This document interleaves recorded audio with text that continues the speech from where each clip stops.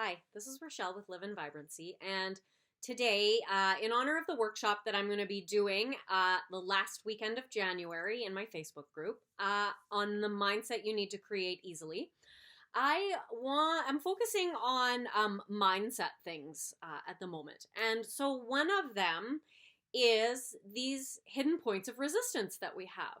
So we all know that beliefs can really hold us back, right? Our life is a reflection of our beliefs. And essentially, our beliefs show us how we identify, right? So if you were to think about yourself as, or the way that you want to think about it as a dandelion. Your identity is the taproot. So when, and then there comes the leaves. These are the beliefs. And then the stalk would be the emotions, and then the flower on top is the actions. So I can go in and I can pop the top off, and I can pop the stem out, and I can pop the leaves out, but if I've still got the taproot there, all of that's going to grow back. Because your identity is the main, that is what everything springs from. Your beliefs are all operated based on who you believe you are. And now your identity, for the most part, because we tend to speak our external identity in words, right? I'm a lawyer, I'm a mother, I'm a what have you. We tend to think that our self-concept is a thing that we say in our heads about ourselves. But it tends to be less that. It's more like the images that you have of yourself, but usually they're in the back. And, or it's about the emotions. A lot of our identity is based on emotional experiences we've had that repeat over and over and over again, and then your psychology smacks something on top of you of that and basically says, this is who I am. And so that's why when you want to be shifting your self-concept, to just be telling yourself you're something is rarely very effective. If you already, and I've talked about being consciously or unconsciously competent, and this is, for example, where you have maybe beliefs that support a shift. But if you do not have beliefs that support a shift and in fact go against that shift, then you're going to find a lot of barriers to techniques that maybe other people have success with. So like affirmations, visualizing, all of that. Because essentially you have these unconscious mindsets or beliefs, I guess. And so I'm going to take you through an exercise and that's going to help you begin to sort of understand a little more how these work. Before I forget, please share, like, and subscribe so that other people can find this information if you find it helpful. And apparently there's a little bell, so please hit that notification bell so that you can be notified whenever I put out a video. Okay, so let's get started. I was talking with a client of mine earlier this week, and we were talking about money. And so one of the things that I brought up for her is that we have a money ceiling. And so there is an exercise that you can do to determine what your money ceiling was. Embarrassingly, I can say that there was a time in my life my money ceiling was horrendously low.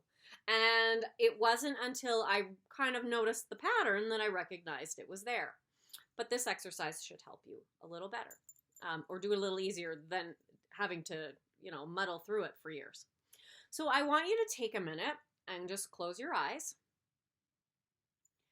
And then I want you to bring in your mind, what is the number? What's the amount of money that you would really love to earn this year or make this year, have come into your life this year? And just really notice what it feels like to have that amount of money come into your life. Just really see yourself with it. And now I want you to multiply that number by 10. And notice how that feels. Notice what thoughts come up around that. And notice how that's a lot different than the number that you originally thought. That's because this number, your original number, this is your money ceiling. This is as much money as you can perceive yourself earning. And so that is a barrier to earning more money, but it's invisible. Until this exercise, unless you've done this exercise before, you probably weren't aware that you had this money ceiling. We also have this with an SP. And so that actually, with the money exercise, shows you that feeling that you have. This is resistance. This is resistance that will cause you to essentially, even if you did make that money in some way, you're going to find a way to spend it all and self-sabotage and potentially lose it and go back to probably below your money ceiling. That happens over and over and over again, because unless people sort of deal with these hidden barriers, they can sometimes manifest things into their lives, but then often they lose them right away, or they do eventually lose them, or they can't manifest them at all. So with your SP, it's a little different, because I imagine that you can imagine being with your SP. But you're not going to do it in the same way with money. This time, I want you to make a decision. So start with something you know, like, I'm going to wake up at 5 o'clock. I'm going to eat toast for breakfast. I'm going to, I don't know, whatever that decision is, and notice how that feels. Right? That's not sort of like I hope or I wish or I might, but no, these are, so choose something that you know you're going to do and make that decision and just really notice how that feels. And now I want you to decide your SP really wants to be with you. And notice, does it feel the same? For a lot of you, it's not going to feel the same. For a lot of you, there's going to be some sort of resistance. There's going to be thoughts about, well, what if, or yeah, right, or whatever. Because this is your invisible barriers. It's created, it's essentially your SP ceiling.